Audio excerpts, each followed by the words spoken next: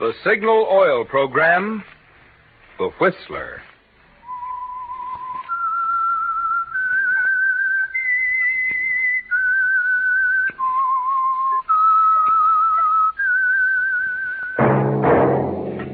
That whistle is your signal, The Whistler.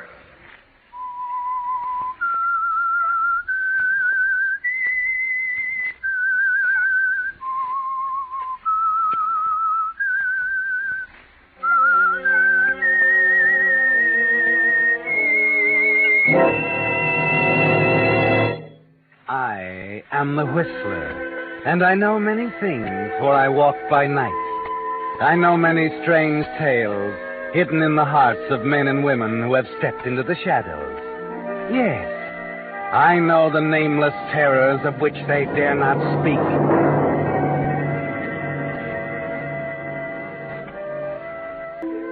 And now the Whistler's strange story.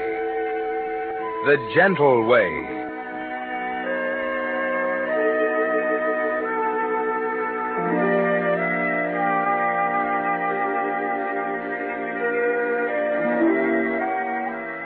The clock on the white wall showed 11:45, a half hour since Bruce Reimer had arrived in response to the summons. He was nervous now, unable to concentrate any longer on the scientific journals on the table beside his chair. It wasn't like Dr. Fenshaw to keep him waiting this way. And something in the man's voice had told him there was important news. That for the first time in the 11 years since Bruce Reimer had come to the Barker Institute of Biological Research, he was about to get a break. And it had been a long time coming. Yes, Reimer was a patient man, but there were moments during those 11 years when it looked like the breaks would never come, when he was forced to stand on the sidelines, smile politely, and congratulate the new, younger man who came and worked and picked a fat promotion. But he felt now that it had come, that now at long last Dr. Fenshaw, chairman of the board, had decided it was Reimer's turn. Would you come in, Reimer? Oh, yes, of course, Dr. Fenshaw. Sorry to have kept you waiting, Reimer. Not at all. Let's see now. You're still working on tobacco mosaic, aren't you? Yes, that's right. How's it coming? Well, we seem to be making some progress. Good. Jules Emery working with you? No, not at the moment. He started out with us in the field, but he's on a research problem of his own now. Oh? What's that? Well, I'm not sure exactly. I do know he was tremendously excited by Holzer's paper on toxins. Wanted to do some advanced work on Holzer's premise. Emery's a brilliant research man. Pretty unstable, though. Inclined to go off half-cocked. Sit down, Reimer. Oh, thanks. Now, I presume you know Richardson has resigned as administrator. Yes, I read about it in the papers. Sick man. Job took too much out of him. We are faced now with finding a replacement.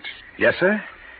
We've always been pleased with your work, Reimer. Well, it's very gratifying. I've just spoken to Cardigan about you. Cardigan? Why, he's in New York with the Manhattan Foundation. Of course. He recommended you very highly. Well, what is Cardigan to do with... He's returning to us as the new administrator, Reimer. You will be his assistant. Oh. It's not official yet, of course, but I thought you'd be pleased to know.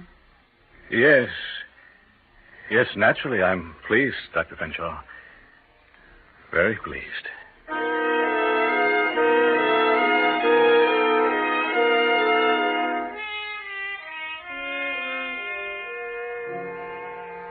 So it happened again, Reimer. And of all people, it had to be Cardigan, who twice now has moved past you into executive positions you wanted and deserved. Cardigan the charmer, the diplomat, the fair-haired boy. Yes, Reimer, of all of them, it had to be Cardigan.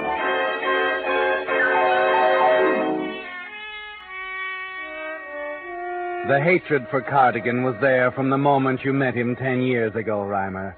You sensed from the beginning that he had more poise, more talent, more integrity than you, that he was a better man for any job, and you hated him for it. Yes, and it's during those next few days, at a point you can't even place, that the hatred wells itself into something more concrete, into a decision to kill Cardigan with an unusual murder instrument, in a clean, efficient way which could leave no trace. And the weapon you've chosen, Bruce, is a man, a highly temperamental human being named Jules Emery. Busy, Jules? Oh, Bruce, come here a minute. Take a look in the microscope here. Oh, what's this? A culture. Recognize it? No. Bacillus botulinus. 24 hours ago, it was something else. This fluid in the test tube here. I see. But what are you... Don't you see, Reimer? It's exactly what Holzer tried to prove. This toxin is simply a stage in the life cycle of the bacillus. Well, you're certain of this? As certain as I'm standing here. I tell you, Bruce, this is going to change the whole concept of toxins. You told Cardigan about it? I will in a week or two. As soon as I can have my notes typed up. I wouldn't if I were you. Why do you say that? Oh, I don't know. You and Cliff Cardigan, pretty good friends? Well, not especially. Why? Well, somehow I had the impression you'd known him for a long time, long before you came to the Institute. Well, he used to go with my wife before we were married. Oh, that explains it. Explains what? And what he told the board of directors when... Oh, that's silly. Anyhow, congratulations on this, Jules. Well, I'd better wait a minute. What did Cardigan tell the board? Let's forget it. Oh, Bruce, will you stop talking in riddles? What are you getting at? Well, it's only a rumor, but do you remember when Cardigan left a year ago to go to Manhattan Foundation, and you were up for administrator here? I was up for administrator? Well, I thought you knew. No. Huh. Anyway, you'd have had it if Cardigan hadn't pulled for Richardson. At least that's what I've heard. You mean he stopped me from getting it? Oh, I don't say it's true, Jules. And Richardson was an outsider, a stranger. That's why I say it's probably only a rumor. After all, Cardigan's a friend of yours. Or, anyway, a close friend of your wife. Well, I was never told I was even being considered. Well, of course, you knew it this time, didn't you? No. Well, that's funny. Well, I heard you were to be administrator and I was to be your assistant. Then Cliff Cardigan came back to town. Deliberately to take the appointment from me, is that Now, it? take it easy, Jules. That had nothing to do with it. Cardigan simply told me he was lonesome in New York, so he came back. It seems he had a friend here. Some young lady. Oh, but I talk too much. See you at lunch, Jules. Bruce? Yes? You don't think that... Oh, nothing. Forget it. All right. And Jules, you forget it too, will you?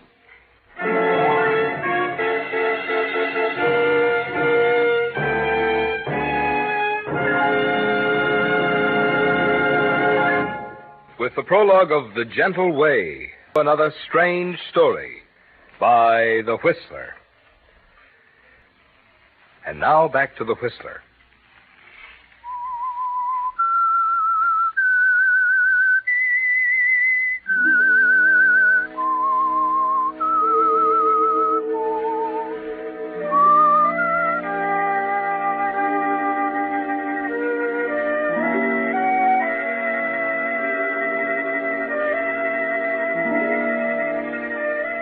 It was like planting a seed, wasn't it, Bruce? The casual remarks you dropped to Jules Emery. And you could sense as you talked to him that the seed had dropped in fertile ground. That the doubts you left in his mind would soon be suspicion. That with the right care, the seed would strike root and grow into a raging hate for Cliff Cardigan that could transform Jules Emery into a murder weapon. And the beauty of it all, Bruce, is that you've taken the gentle way. And in the eyes of the law, you're an innocent bystander. It's only a few days after Cardigan takes over his post as administrator that you see an opportunity for move number 2. Cardigan, what's this about Fairfield? You were saying... Just a second. Here, I have a cigar. Oh, thanks. All right? Got it. Yeah, there we are. Bruce, it seems the fruit growers around Fairfield are pretty hard hit with scale this year. Thought I'd send someone down there to make a survey. What do you think about lions? Well, how long will it take? Oh, a couple of weeks. A couple of weeks. Well, the Lions is okay, but I'd suggest Jules Emery. Poor guy could stand a little fresh air. Been shut up in his laboratory for weeks working on that toxin theory of his. Toxin? Botulinus. Seems to hit something important. Do him good to get away for a while. Well, if you think so. Tell him he leaves at the end of the week. Well, it'd be better if you'd tell him. He's been here a long time, you know. I think he rather resents taking orders from me. Well, that's odd. I tell you what. I'm getting a little dinner at my apartment tomorrow evening. Why don't you come along? Both Jules Emery and his wife are coming. Well, fine, Bruce. I'll be happy to come. Be nice to see Grace again. She and I went to high school together, you know. We'll have a lot to talk about. Yes. Yes, I imagine you will.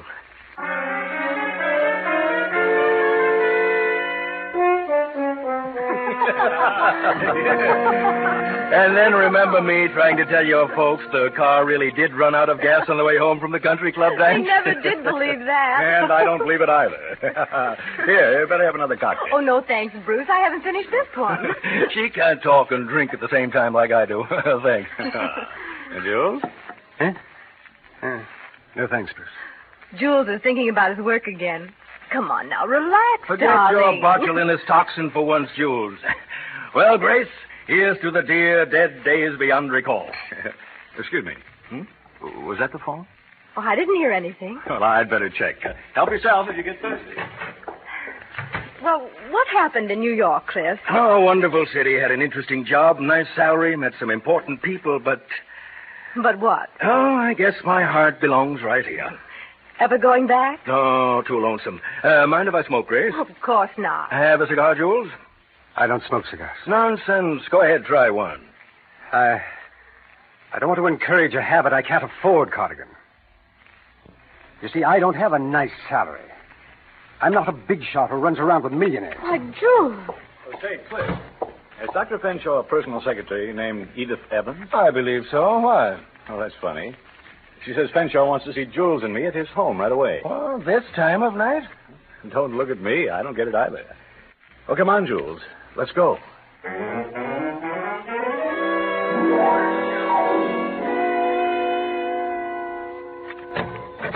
Yes?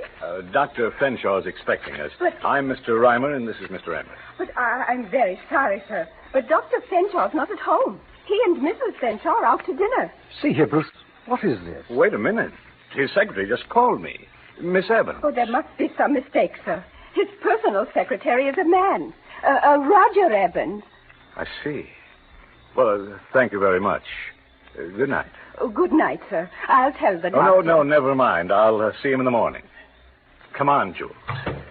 Well, maybe this is somebody's idea of a joke, getting us all the way out here. Who do you suppose called me? Why don't you ask Cardigan? What do you mean? Pretty obvious, isn't it? I'm sorry, Jules. I He had that girl phone you, so he'd be alone with my wife. Don't be ridiculous. Why is it ridiculous? Well, for one thing, if Cardigan really wanted to be alone with Grace, he could do it a lot smoother than that. He'd send you away on a field trip, for instance.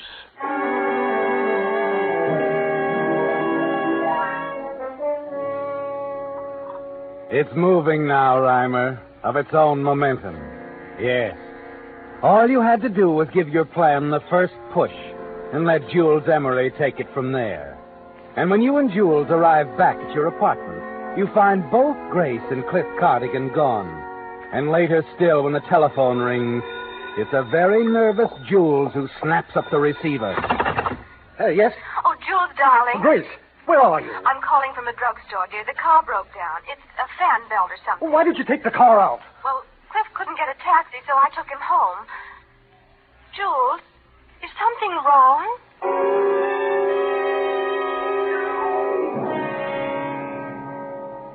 The gentle way, Bruce. The easy, guiltless way. Yes. You couldn't have found a better weapon than Jules, could you? The following night, he arrives home unexpectedly. Is that you, Jules? Of course. Why? Whom did you expect, Grace? Why, nobody. Only I thought you had an appointment with Bruce Reimer at the Institute this evening. I did. I waited an hour for him, then he called and said he couldn't make it. By the way, who's your appointment with? Mine. Or are you going to tell me you dressed up just to sit around the house and wait for me? I dressed up because I thought I'd go to a movie. Oh, yeah. Jules, what's the matter with you? Is something wrong? You can answer that question better than I can. I don't know what you mean, darling. Is there any reason why I shouldn't go to a movie? I do it all the time when you work late. You know that. All right, skip it. But, Jules... I said skip it. Where's my pipe? Isn't it there on the table? If it were, I wouldn't be asking. I'm sure it's there. Let me look. Never mind. I found it. Here behind this vase of roses. You know, it seems to me, Grace, that with all the penny pitching we have to do, you could forego buying flowers. Jules, dear, you're in an awfully bad mood tonight. It happens I didn't buy those roses. They were sent here. Oh, yeah? Who sent them? It's very funny. The boy delivered the box around 6 o'clock. I didn't even know what it was. Then I opened it. There were a dozen roses. No card, no name. I haven't the slightest Oh, notion. don't give me that. Jules Emery, would you tell me what on earth is wrong I'm with not an you? idiot. I know who sent those roses to you. Cliff Cardigan. Cliff? Why would he... He did send them, didn't he? I told you I don't know. But what if he did? I told you Cliff and I are old friends. You can make a better choice of friends, it seems to me. And what does that mean? Next time you work on our budget. Next time you wonder how we're going to get along on my salary. Please remember that Cliff Cardigan is the only reason I'm not administrator of Barker Institute. Jules, how long have you been brooding on this? Never mind that. You had a date to meet him tonight, didn't you? That's why you're all dressed up. That's why he sent you flowers. Jules, listen to me, Oh, darling. don't lie to me. Don't lie to me, or I'll answer. Hello. Oh, hello, Jules. This is Cardigan. Yes? Say, I forgot to mention it before, old boy, but I'm sending you out of town on a little field trip.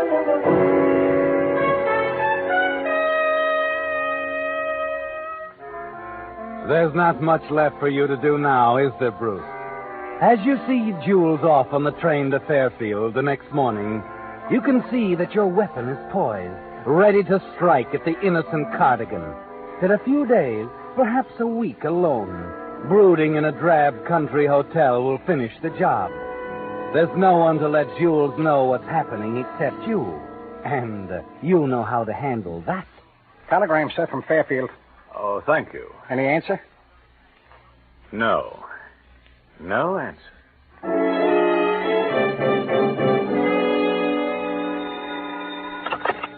Yes? Fairfield calling. A person-to-person call for Mr. Bruce Reimer. Oh, I'm sorry. Mr. Reimer isn't at home.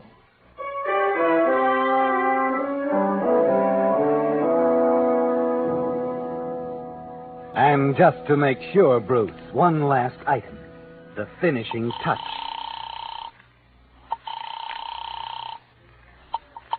Answell Press Association. Oh, good evening.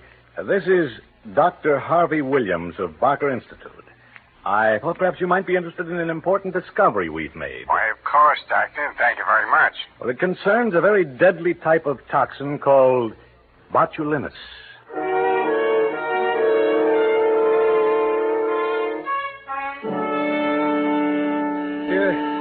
What? Oh, yes, just a second. Who is it? It's Jules. Jules Emery. Jules, what in the name I've of... got to talk to you, Bruce. Well, it's 2 a.m. What are you doing in town? I just got in. Where's Grace? Grace? Yes, where is she? What's been going on? Why didn't you answer my wire? Well, I told you once, Jules. I don't want to become involved in your personal affairs. Questions you asked were none of my business. You aren't man enough to settle your own problems. Never mind the lecture. Where is she? Grace? Well, I understand she's gone to visit her mother. You're lying. You're lying to protect her. All I know is what Grace told me. What about Cardigan? Where's he? At home, I suppose. I've been there. He isn't home. Oh, I remember now. He went on a weekend trip. Where? I don't know. But I believe he said he'd be back around 5 or 6 this morning. If you're so eager to find out where he's been, why don't you wait for him? I intend to. You see this? What? Take a look at the newspaper here. Yes, Cardigan taking credit Yes. for... All my work on botulinus. He says it's his discovery. How could the paper make a mistake? There's no mistake. It's a Press Association dispatch. But how else? Released by someone called Harvey Williams. There's no such person here. Cardigan went through my notes, Reimer. He released the story himself. Oh, now, wait a I've minute. done all the waiting I intend to do. Oh, that's a terrible accusation. He's stolen everything from me. My job, my wife, and now this. I can't believe it. Reimer, I'm going to kill him.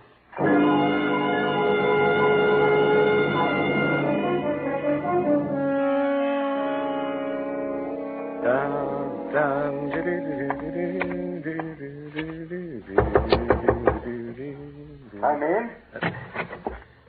Well, Dr. Fenshaw, I didn't expect to find you here in Cardigan's office.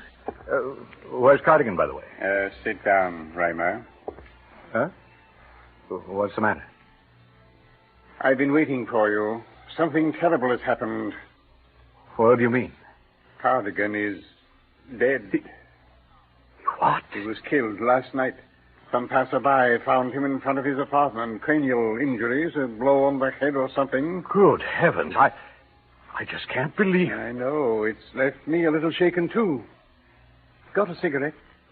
No, I'm sorry. I left them on my desk in my office.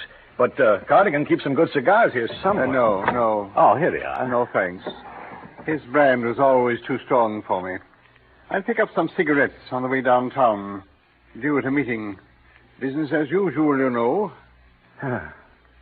Cardigan. Poor devil. You may as well stay here in Cardigan's office, Reimer. Have to take over his work for the time being. Oh, yes, of course. Might be a week or 10 days before I can get the board together. And I'll have you officially appointed administrator. I'll be happy to do what I can. I appreciate that, Reimer. I'll try to look in again sometime this afternoon.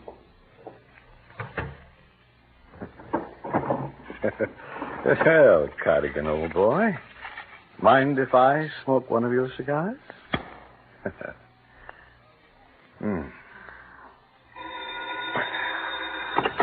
Bruce Rock. This is the administrator's office. Is this Mr. Cardigan's office? Yes, Bruce Reimer speaking. Oh, Mr. Reimer, you're the man I'm trying to locate. This is police headquarters, Lieutenant Owens speaking. Yes? We're holding a man here who's confessed to the murder of Mr. Cardigan. He says you know him. His name is Jules Emery.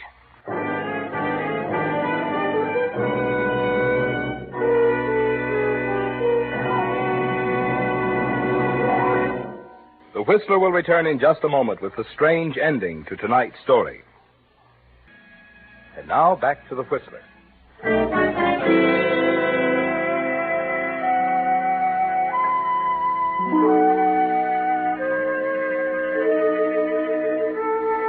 Yes, Bruce. It was the gentle way that did the trick. And everything you wanted is yours now, with no strings attached, no embarrassing questions, no way the law can touch you. Jules Emery is a confessed killer now. Cardigan is dead. And Dr. Fenshaw himself has promised you your appointment as administrator. And it was so easy, wasn't it? A word here, a hint there, a box of roses, a few unanswered telegrams. And here you are sitting at Cardigan's desk, smoking one of his cigars, ready to tell Lieutenant Owens how you tried to reason with Jules Emery, tried to convince him he should forget his raging jealousy and go back to Fairfield. Go on, Lieutenant. Well, about this guy, Jules Emery. We don't know what's wrong with him, but we're calling a doctor for a checkup. A doctor? Yes, he certainly tells a weird story. We're holding him on a charge of intent to murder. Intent? But you just said he confessed. He did. He was sure he'd murdered Cardigan. Didn't seem to know Cardigan was run down in front of his house by a hit-and-run driver. What? I'm afraid I don't understand. How do you know it was a driver? Because we got the driver and he confessed. The reason I called you, Mr. Ryder, you're in Cardigan's office now, aren't you? Yes. Emery just told us he invented some kind of deadly poison. Botulinus. That's it. He says one drop would kill a regiment. I just wanted to warn you. Warn me? Yes. Don't smoke any of Cardigan's cigars. They're full of that poison.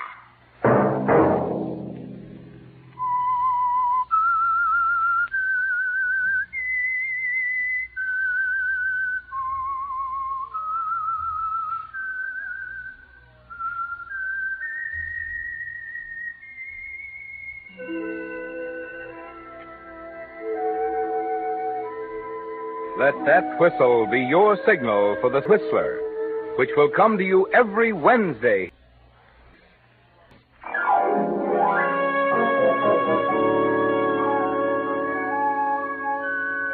Featured in tonight's story were Willard Waterman and Howard McNair.